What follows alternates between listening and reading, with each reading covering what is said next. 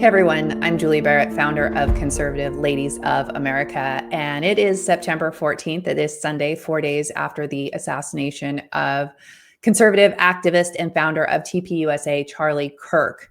I have really been struggling with how to respond to this on social media in a public manner.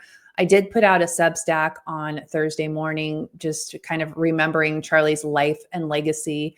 But I've really been processing all of this and watching, observing everything that's coming out on social media, information, misinformation, conspiracy theories, presumptions, assumptions, all of these things that are just coming so fast and furious in this age of information where it is in no short supply and it's just coming at us from all sides. And I've really felt the Holy Spirit telling me to just kind of pause, don't say anything until the time is right. And so I feel like today is the right time. Now, I'm not going to opine on the assassination itself or any of the investigation. We will get in and talk about the transgender movement in this country and the divide that it's created and what I believe is a demonic movement. But I'm not really going to get into the investigation and the details on that because all of that is so evolving. And I'm sure that the information that they're putting out is really only what they want the public to know at this point. It's so early that I know they can't release a lot of the details and it's hard to separate fact from fiction. So I want to start by just telling you how this has impacted me. I didn't follow Charlie very closely. Of course, I knew who he was and I would sometimes watch his videos or some of his debates on college campuses. But Charlie is about the age of my oldest child. And so there's kind of that generational gap. I very much appreciated Charlie always bringing Jesus Christ and the gospel into everything he spoke. And in looking back at his life, that is probably one of the things that has made the most impact on me personally, and seeing that I'm not loud enough about my faith. I don't talk about Jesus and the gospel nearly as much as I should. So, one of my personal takeaways from all this is I need to be better. I need to work harder at making heaven crowded, like was Charlie's mission. And in what we've seen in just the last few days, his death is leading people to Jesus, hundreds of thousands of people. It is amazing to watch. He certainly followed God's calling on his life, which I think is another big takeaway from this, that I know that sometimes God leads me into places that are really uncomfortable and that I'd rather not go. And we still have to do that. And that's what Charlie demonstrated. He was so courageous. I don't believe he was fearless. I don't think any of us humans are truly fearless.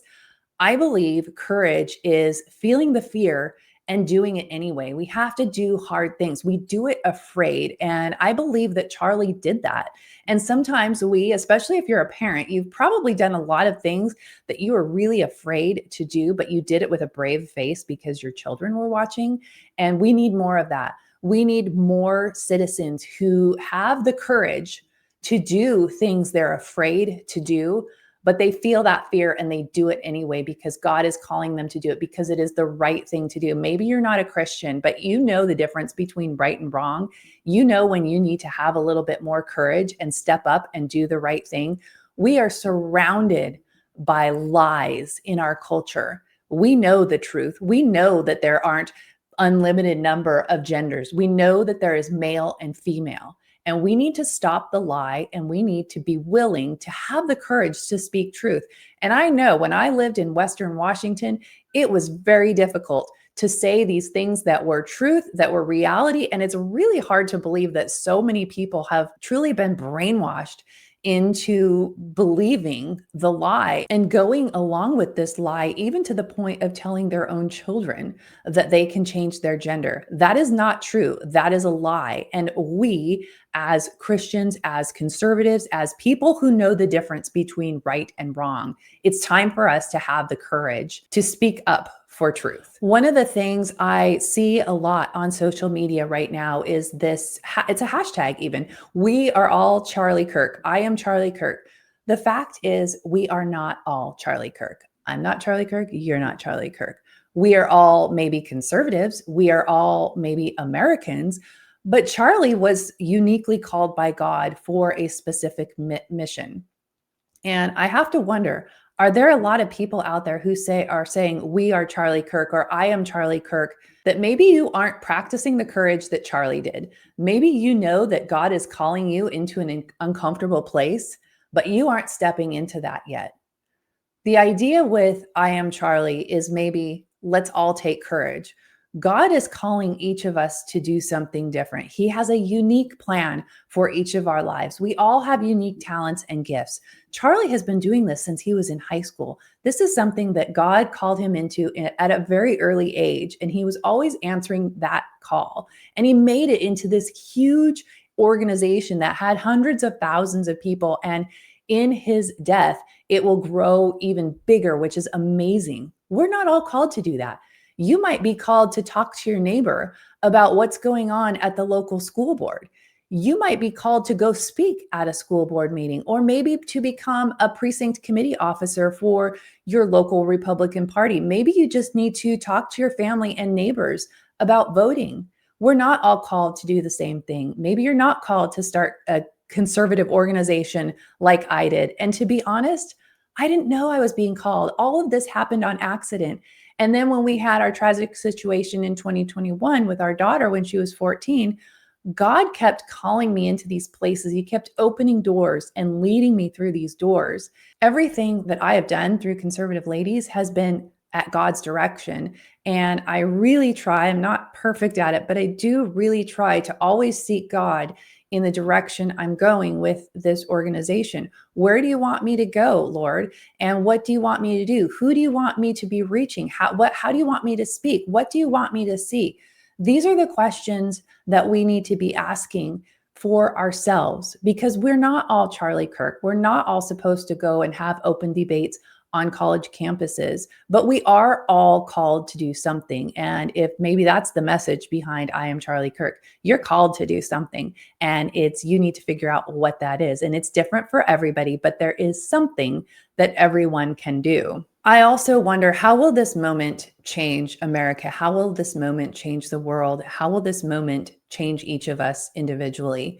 Is this a moment where we're watching a lot of social media engagement? Maybe we're taking part in the social media engagement. Or is this a moment that will last? Is this moment going to impact you to do something different in your life?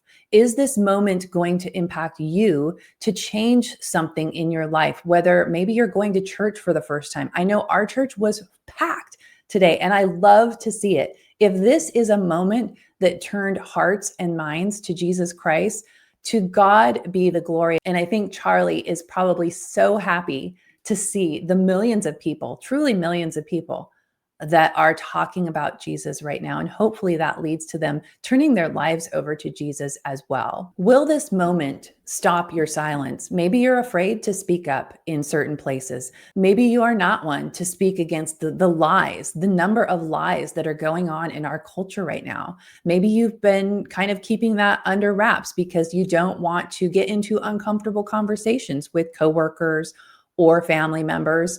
I think one of the big takeaways from what Charlie did was he debated respectfully. And during those debates, he never raised his voice. He never got angry. He never called names.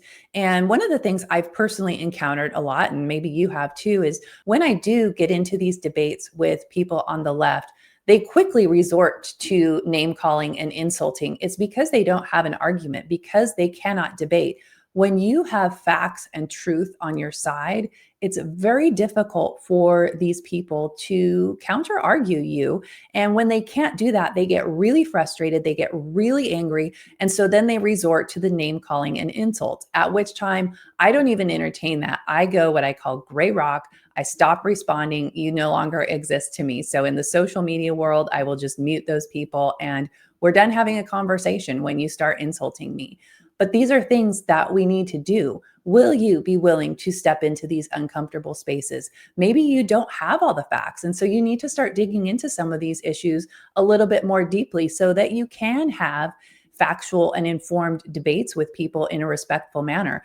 I think one of the things that Charlie is leaving to us is this legacy of having respectful conversations about difficult issues. And I really hope that we start to see more of these conversations happening amongst people, because I think there is a lot on the left with people who maybe aren't like far, far left, but people who used to just consider themselves Democrats, think Bill Clinton Democrats, and now they're going along with the whole trans ideology and BLM and all of these different things that have become so prevalent in our society. Maybe they're just waiting for a respectful conversation. Maybe they're just waiting to be shown a different way.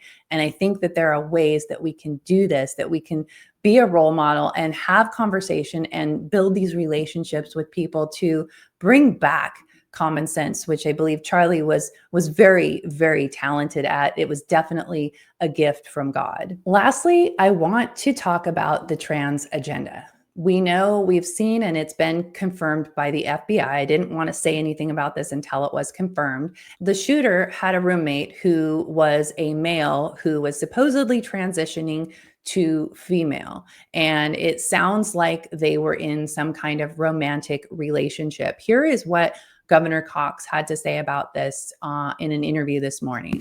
There were reports yesterday that we can confirm that his roommate was indeed a boyfriend who is transitioning from male to female. That's information that the FBI had mentioned yesterday. We can confirm that as well, and that he is cooperating with authorities as well. This trans agenda is a common theme in many of these shootings that we've seen in the last couple of years, and it is a theme that we cannot deny. One of the things that I've seen through my own activism, especially in Olympia, Washington, is the people on the trans side, they're very angry, they're very emotionally volatile, and it's not normal. We did a protest on the Capitol steps of Olympia in April of 2023 in protest of Senate Bill 5599, which is, I call it the transgender trafficking bill. It allows children to live in host homes or youth shelters if they want to receive so-called gender affirming care. The left, the trans people, Trantifa, I call them, had a counter protest across the courtyard from where our protest was. And we had, good security lined up. These people come across the courtyard. They are loud. They are violent. They throw things. They scream things. They have a rage that is not normal. And the only thing that makes sense is that this is demonic. We know that the enemy comes to steal, kill, and destroy. We know that the enemy hates the image of God. Humans, we each are made in the image of God, and the enemy wants to destroy that. And that is why the trans agenda is so powerful.